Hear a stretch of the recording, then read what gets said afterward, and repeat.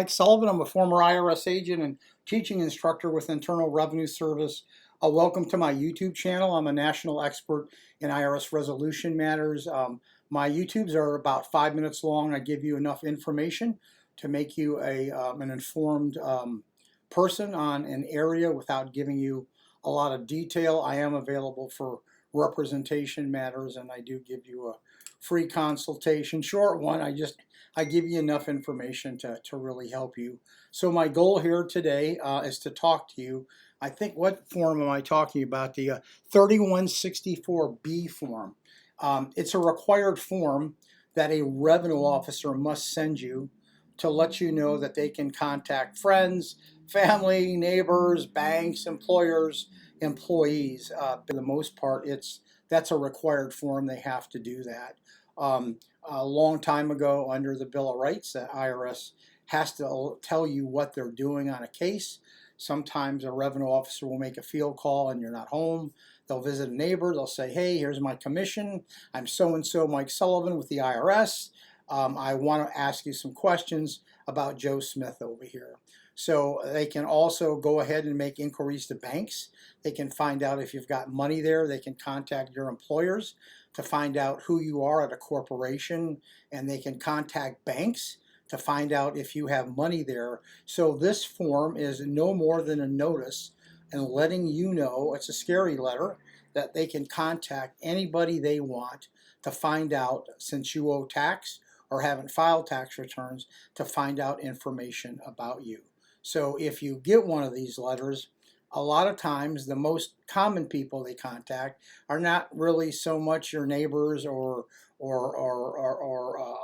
third parties. They're usually banks who they're trying to obtain asset information from. The IRS can knock at any door they want, contact any person, and ask about you. They can do that by the very nature of their commission and the fact that you owe tax. So if you get this letter, don't be scared that they're going to go out and start it's a CSI investigation and beating down doors. It is a notice statutorily that they must send out to let you know that they have the right. And like I said, the person or persons or institutions that are most likely to find out about you are the bank.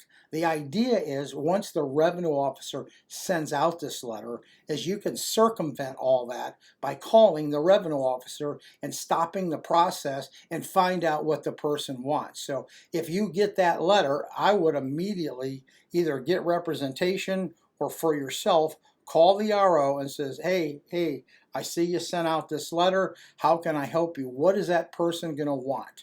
The person's going to want to make sure all your tax returns are filed. They're going to want to make sure you're current, and they're going to want to see your current financial statement, either a 433A, a personal financial statement, or a 433B on your business. So as soon as you get that letter, contact them, say, hey, I want to go ahead and get this case closed. All the revenue officer is trying to do is close the case. So just go ahead, call the person, or if it's a big case, man, don't do it yourself. You gotta pony up and find someone to do this and get the case closed. Your case is going to be closed one of three ways.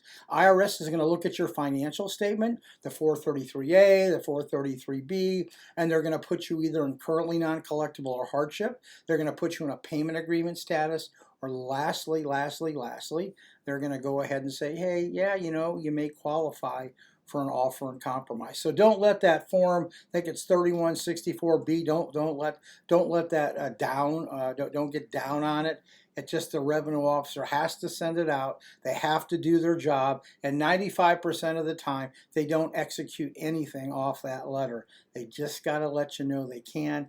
And a lot of time it promotes a little bit of fear factor, but remember, contact the revenue officer right away.